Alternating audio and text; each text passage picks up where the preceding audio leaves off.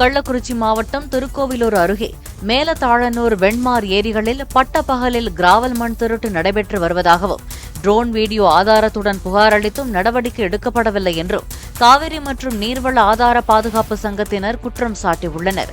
அளவுக்கு அதிகமாக மண்ணை தோண்டி எடுத்ததால் இரு ஏரிகளும் விவசாயத்துக்கு பயன்படாத நிலைக்கு சென்றுவிட்டதாகவும் அவர்கள் தெரிவித்துள்ளனர். கள்ளக்குறிச்சி மாவட்டம் திருக்கோவிலூர் வட்டத்தில் மேலத்தலைநூறு கிராமத்தில் சர்வே நம்பர் 31/1 மற்றும் வெண்மார் கிராமத்தில் சர்வே நம்பர் 132/1 இந்த 2 சர்வே நம்பருமே மிகப்பெரிய ஏரியுடைய சர்வே நம்பர்.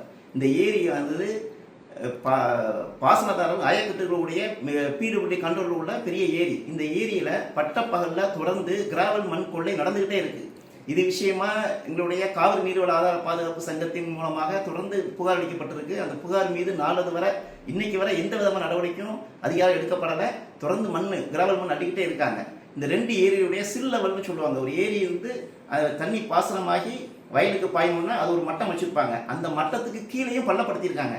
அதனால அந்த 2 ஏரியுமே தன்னுடைய விவசாய பயன்பாட்டுக்கு பயன்படுத்த முடியாத சூழலுக்கு உருவாக்கிட்டாங்க 2 ஏரியுமே. ஸோ இந்த ஏரியா தொடர்ந்து காப்பாற்ற வேண்டிய கட்டாயம் அரசுக்கு உண்டு. ஆனால் அரசு இதுவரை எந்த நடவடிக்கை எடுக்கலை. இதுக்கப்புறம் அரசு நடவடிக்கை எடுக்குமாறு எங்கள் சங்கத்தினர் சார்பாக கேட்டுக்கொள்கிறோம்.